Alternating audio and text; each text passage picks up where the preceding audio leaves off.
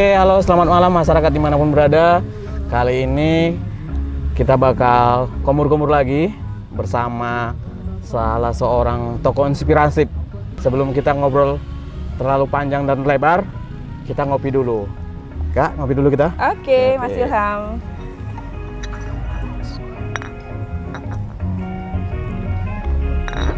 Buatan Hop Cafe memang nggak ada duanya.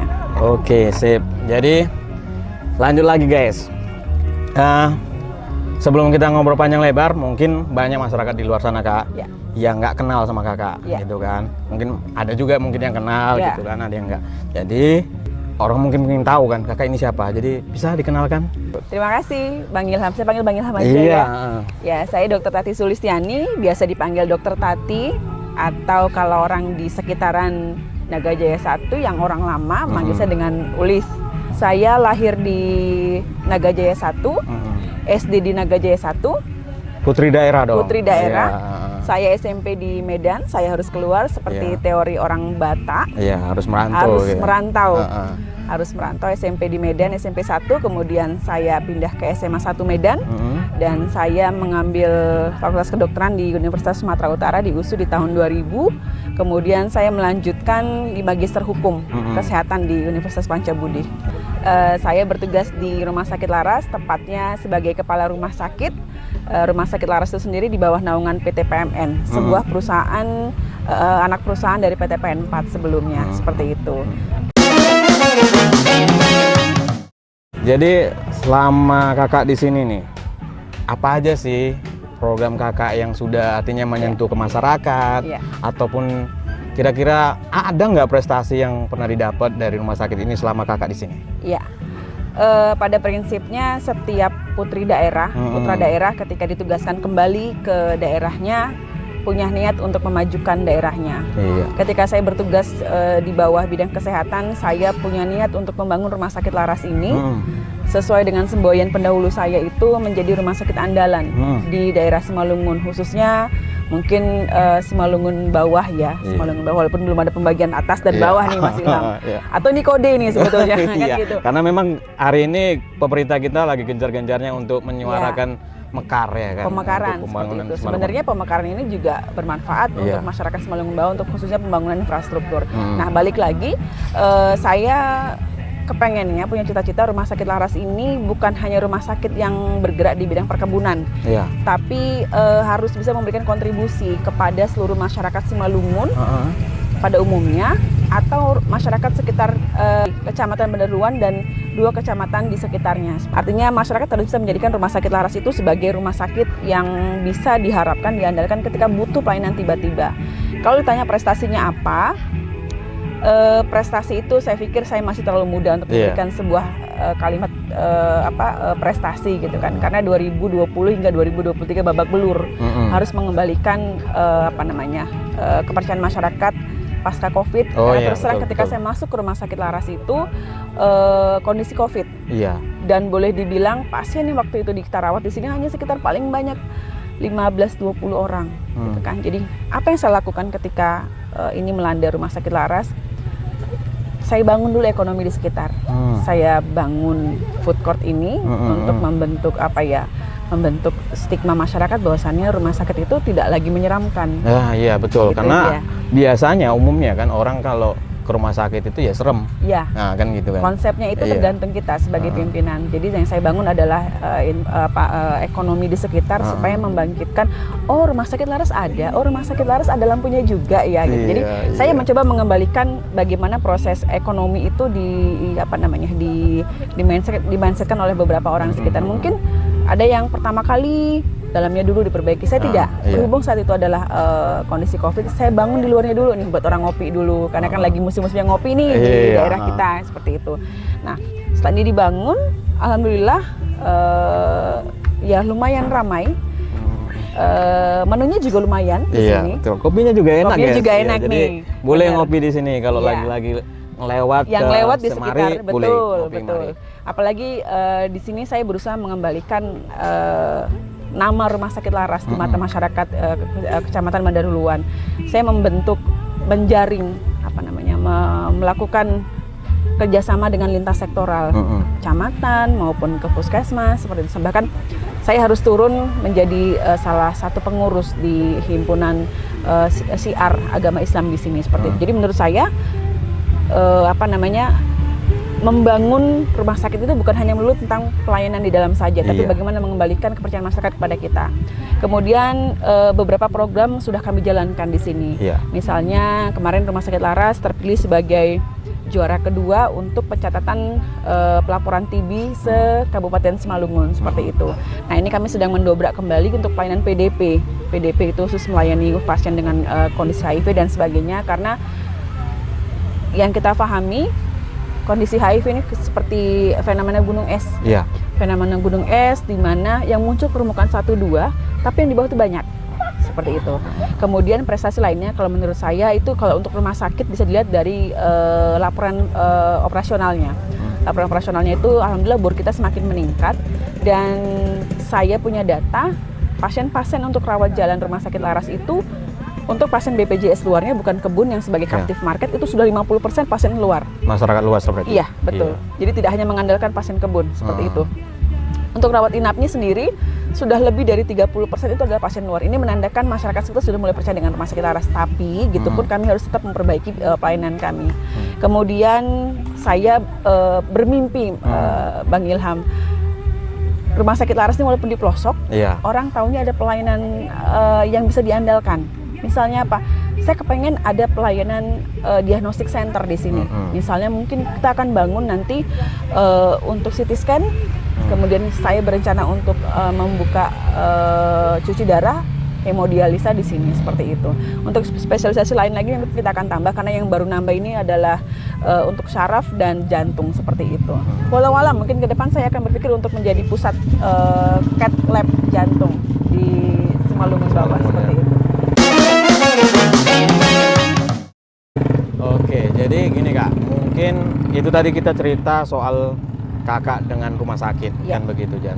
Jadi sebagai seorang kepala rumah sakit, ya kan, Kakak juga kan di rumah itu seorang ibu, ya kan, seorang istri. Betul. Gitu. Jadi kayak mana gitu loh, bisa membagi itu semua, agar pekerjaan ini tidak terlantar sana, keluarga juga tidak terlantar. Kayak mana? Satu hal yang perlu saya syukurin, saya punya imam yang luar biasa. Kebetulan kita long distance, suami saya ada bertugas di Jakarta, cuman beliau memahamkan bahwasannya apa yang kita lakukan saat ini adalah untuk anak-anak, untuk masa depan, seperti itu. Dan yang pasti beliau berpesan kepada saya ketika bekerja, menginjakkan kaki pertama kali ke kantor, setiap hari Anda harus total. Beliau menyebut saya dengan Bunda. Bunda harus total, Bunda harus sepenuh hati mengerjakan apa yang Bunda kerjakan, tanggung jawabin. Tidak ada lagi bahasa biasanya. Biasanya seperti ini, oh tidak bisa. Kalau kembali bahasa biasanya silakan kembali ke zaman Doraemon. Beliau menyatakan seperti itu. Berarti ada dukungan penuh ini berarti. Dukungan alhamdulillah luar biasa dari suami saya seperti itu. Untuk anak-anak terus terang nih Bang Ilham, dulunya saya pengen ngambil salah satu spesialis di Sumatera Utara, tapi dulu anak saya sebelum masa Covid itu melarang. Kenapa? Dia melarang kalau bapaknya jauh, mamanya sekolah, lah saya ini anak siapa, kami anak siapa. Akhirnya berjalannya waktu, tiba-tiba saya bersyukur. Kenapa? Ketika Covid melanda, spesialisasi yang mau saya ambil itu ternyata berhubungan dengan Covid. Kan lahir di sini, putri daerah sini. Kira-kira kehadiran Kakak memberikan kontribusi apa untuk masyarakat Kakak di sini? Betul. Pertanyaannya sederhana, tapi jawabannya lumayan. Kontribusi apa? Yang pasti ini pertama adalah kontribusi kesehatan. Sama kayak kita buka rumah makan, Bang Ilham. Anda hadir sebagai rumah makan, sebagai kafe, menu apa yang Anda andalkan? Orang gampang nggak mendapatkan menu itu kemarin seperti itu. Jadi teori ekonomi itu adalah needs. Itu yang saya sampaikan ke tim saya, needs. Pelayanan kesehatan Anda harus tahu kebutuhan masyarakat sekitar itu apa. Jadi sediakan layanan yang dibutuhkan masyarakat. Jadi up to date, misalnya waktu Covid kemarin, kita harus dengan cepat sigap jemput bola, gitu kan, untuk pelayanan antigen, gitu kan. Kemudian apalagi yang bisa kita berikan kontribusi untuk masyarakat melalui lintas sektoral, biasanya kami bekerjasama dengan kecamatan, misalnya beberapa kegiatan gitu kan. Kemudian kita punya lapangan di depan Rumah Sakit Laras itu bisa dimanfaatkan untuk banyak kegiatan. Kenapa? Ini adalah sarana promosi rumah sakit sebetulnya. Kemudian satu hal Bang Ilham, ada yang lupa sebenarnya. Iya, betul. Saat ini adalah zamannya digitalisasi. Iya, betul. Apapun ceritanya, promosi itu bisa dari mulut ke mulut atau melalui digitalisasi. Orang bersosmed semua. Iya, hari ini orang 24 jam mungkin ya. Betul. Pegang HP. Betul. Jadi walaupun di awal ada yang mengatakan saya manajer sosmed, saya nggak peduli. Iya. Tapi inilah bagian promosi kami, seperti itu.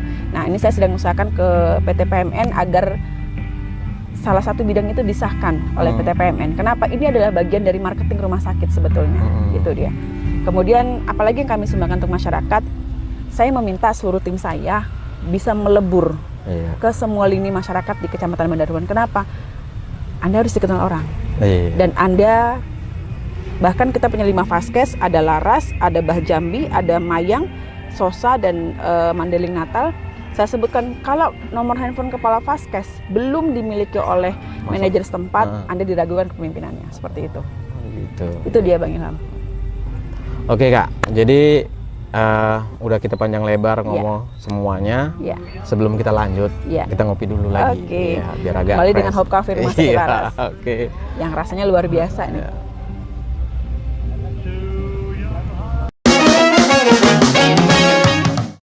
Oke, balik lagi ke acara kita ya kan, ngobrol-ngobrol santai, kombur-kombur tapi nggak cerita kombur.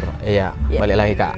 Jadi sebagai putri daerah, ibu rumah tangga, istri, dan kepala rumah sakit, ya kan, harapannya nih ke depan, yang artinya baiknya untuk rumah sakit, untuk rumah tangga, dan orang di sekitar Kakak, apa itu harapannya? Ini kalau cerita harapan kayak membuat dream board di rumah gitu kan. Harapan saya di Rumah Sakit Laras, saya berharap seluruh komponen itu bisa memahami fungsi dan tugasnya masing-masing. Mungkin karena saya tipe orangnya pekerja Bang Ilham, saya pengen tiap-tiap orang itu memahami gitu sampai ke rumah sakit. Anda tahu apa yang harus Anda kerjakan. Jadi ketika Anda pulang tidak membawa beban lagi. Bukan, jadi mungkin kalau kita dulu terkesan datang ngobrol, gosip dulu, maaf ya, sarapan dulu, kerjanya jam berapa gitu kan. Sebenarnya kalau kita siap dari awal, pasien juga datangnya lebih cepat gitu. Pasien adalah raja, pasien adalah konsumen, dan pasien adalah sumber rezeki. Jadi kalau dari awal siap, mau dari lini dokter spesialisnya, dokter pelayanannya, dokter umumnya, ke perawatnya, sampai ke tim sanitasi, itu harus paham tugasnya tanpa harus disuruh lagi sebenarnya. Ketika ada koordinasi itu hanya sifatnya untuk mengintegrasikan antar bidang sebetulnya. Itu harapan saya ke Rumah Sakit Laras. Kenapa? Rumah Sakit Laras ini saya harap tidak menjadi kenangan 5-10 tahun ke depan. Karena bisnis rumah sakit saat ini sudah sangat menggurita, Bang Ilham. Siapapun bisa buat rumah sakit sekarang ini. Tapi rumah sakit mana yang bertahan? Karena beberapa rumah sakit itu sudah ada dengan polanya masing-masing ya, polanya sendiri. Ada yang melakukan fraud, itu pasti tutup. Kita sudah tahu beberapa contoh, dan ini beresiko. Dan ini saya tanamkan kepada tim saya, tidak ada seperti itu dalam kinerja kita, gitu kan. Kemudian untuk rumah tangga yang pasti semua ibu, ya kan, ibu yang bertugas di luar itu,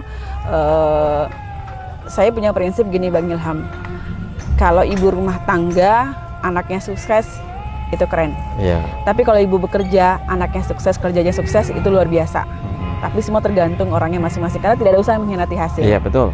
Dan saya berharap tim saya juga bisa memberikan kontribusi yang terbaik buat dirinya, buat pekerjaannya, dan buat masyarakat luar. Karena kita hidup adalah bagaimana kita menjadi bermanfaat buat orang lain. Seperti itu Bang Ilham. Saya mungkin bertanya balik nih ke Bang Ilham. Iya, boleh. Kalau Bang Ilham nih ngelihat Rumah Sakit Laras, kadang kan ada yang, mohon maaf nih, pertama kali saya masuk Rumah Sakit Laras, apa yang saya lakukan? Selain memperbaiki keramaian di sini, saya minta seluruh pegawai saya pakai bed nama dengan nama tulisan Rumah Sakit Laras. Ketika kita keluar, Rumah Sakit Laras, di mana itu Bu? Gitu. Mereka bertanya saja sudah seperti, buat saya itu sebuah anugerah sebetulnya gitu. Minimal dikenal orang dulu, mau bagaimana urusan belakangan. Makanya ketika dikenal harus bisa memberikan kontribusi, akan cari orang ujungnya. Gitu. Jadi menurut Bang Ilham nih lah gitu. Saya bertanya balik nih ke Bang Ilham. Jadi gini, ketika aku datang kemari, yang pertama jadi pusat perhatian saya itu tempat ini.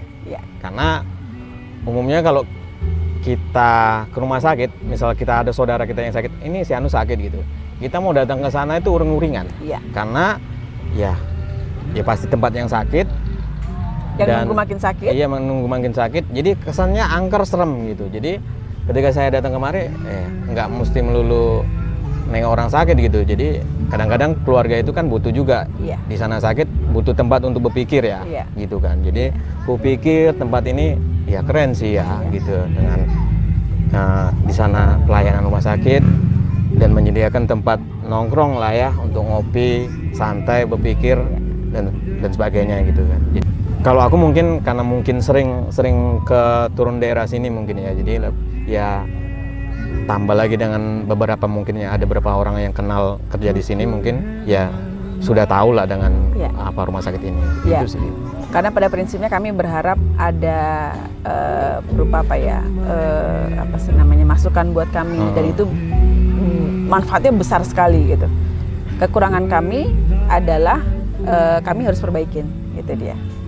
Jadi kalau secara pelayanan mungkin karena aku nggak pernah sakit juga. Betul. Kali. Jangan sampai sakit Bang Ilham. Jangan sampai mungkin, masuk rumah sakit Laras. Itu juga mungkin tunggu aku masuk rumah sakit kali ya baru tahu. Tapi aku rasa ketika aku juga berkunjung di sini, ada beberapa famili saudara yang artinya di sini, ya artinya kalau dia punya nilai antara 7 ke 10 gitu kan, ya mungkin di angka-angka 8 begitulah gitu. Jangan jadi kan salah, jadi kan tidak serta-merta harus perfect. Iya, gitu. Jadi mungkin ada beberapa yang mungkin harus diperbaiki, ada yang mesti artinya dilihat juga ya dari orang menilai gitu ya. Jadi seperti itu. Itu sih menurutku. Karena sekelas rumah sakit terbesar pun tetap ada komplainnya. Iya, betul. Jadi mungkin kayak di Siantar tuh kan ada beberapa banyak rumah sakit gitu. Jadi ya kita nggak pun jadi pelayan pasien di situ, paling tidak ada pasien yang menyampaikan sesuatu ke kita kan. Gitu juga. Jadi dari omongan orang juga kita tahu kondisi rumah sakitnya di situ. Itu sih. Mungkin Bang Ilham bisa bergabung bersama kita suatu saat nanti. Boleh. Tapi kita belum tentu nih bisa ngabarin Bang Ilham apa belum nih. Iya. Oke, jadi masyarakat dimanapun berada, mungkin sampai di sini ngobrol-ngobrol kombur-kombur kita, kombur-kombur tapi kita nggak cerita kombur, ya kan? Jadi kita sudah banyak tanya, banyak tahu tentang rumah sakit dan tokoh kita yang di samping ini, dokter cantik kita ini. Jadi mudah-mudahan obrolan kita ini menginspirasi untuk semua yang menonton, oke? Amin. Jadi sampai di sini. Assalamualaikum warahmatullahi wabarakatuh. Horas. Terima kasih. Waalaikumsalam Bang Ilham. Terima kasih.